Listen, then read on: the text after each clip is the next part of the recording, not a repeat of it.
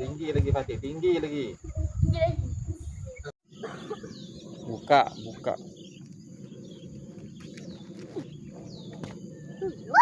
Sana. Ya. Nanti dah kena tu. Ya. Dia nak kerang. Yo, depan dah sebelah. Ini belum. Dia nak ketat kakak. Nampak dah dapat tebal sudah. Ini kenapa? Jangan ke depan Fatih. Saya dah berlatih ni. Dah cepat. Aduh. Oh. Tapi dah takut adalah. Mani. Sepatu ni.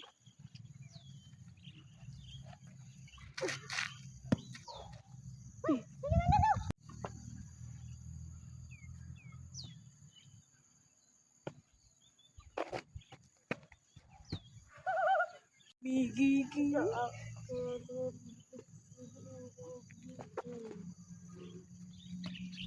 Sudah cepat Fatih.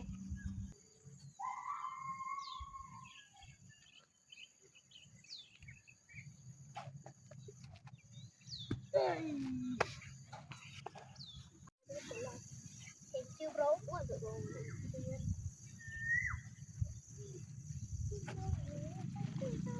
Nak jauh. Dah lepas sudah.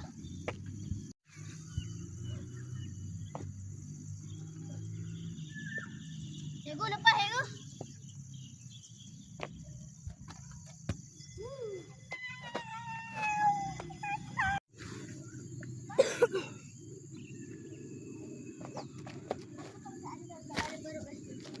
Jangan ke depan, kau paham tak Fatih?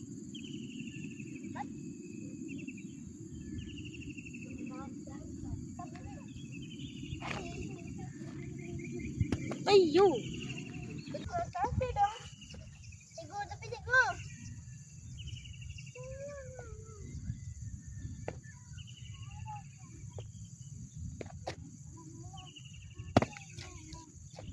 Selebel.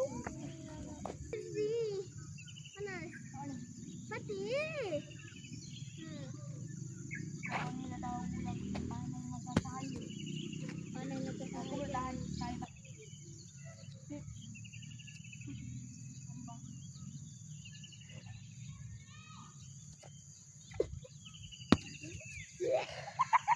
Halo guys.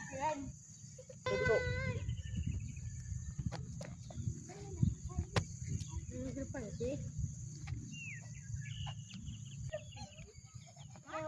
Warna ni. Warna kelabu. Ala tipu. Betul. Sebel. Kita lain. Tunggu jaga kamera bagi arahan memang. Hei, sikit aja nak. Nah.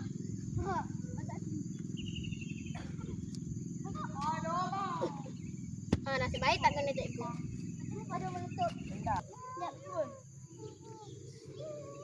Bagi dia belah ni dulu. Sekejap sini ni. Saya aku potong. Wish. Tak ada sini. Tak ada sini. Nampaklah. Tapi dah macam ni.